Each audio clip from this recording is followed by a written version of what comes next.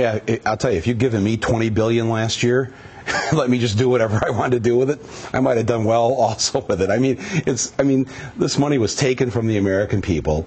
They initially lost the money.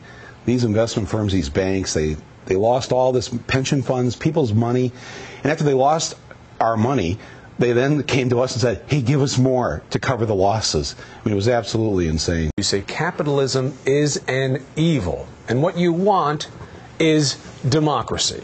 So the first notion is, are you pushing it a little bit too far? I mean, saying something radical like I'd like our economic system to be democratic, like small d, like democracy. No, that capitalism.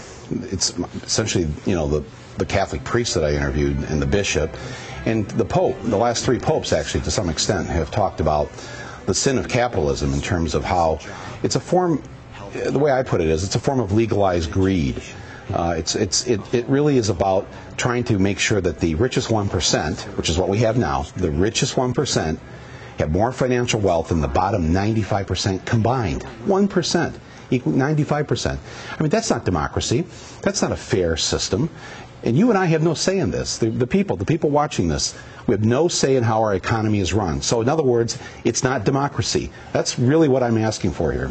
Is it the system, or is it a few more rules and regulations? I think, wasn't the crash like a year ago? And how many laws have been passed to regulate Wall Street and stop them from doing what they did to create this crash? Not one.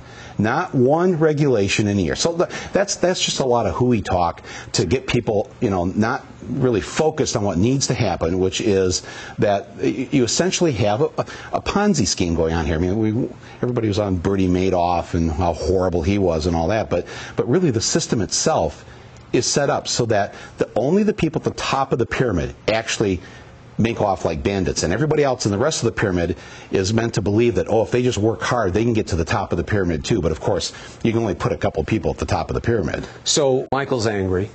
Where are the solutions here? How do we get our money back? How do you change this system? What's your solution? Well, people have to obviously get involved politically. We have to get money out of our politics. People have to think about unionizing. I mean, that actually worked for my father and grandfather. It created the middle class. I mean, but they too, the union workers, the everyday workers of this country right now, 1 out of 8 mortgages right now is in delinquency or foreclosure. There's a foreclosure filing once every 7.5 seconds. The jobless rate goes up. I'm talking to employees, people backstage here, who aren't like, they don't get to be real employees here because they don't get the benefits, so they're freelancers. And I said, Guy, I was here 2 years ago, you were a freelancer. What are you doing here? Right backstage here at ABC. He says, well, we call ourselves permalancers now.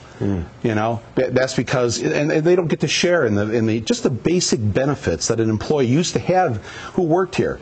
What's wrong with that? What is wrong with just giving people the basic things for their hard work?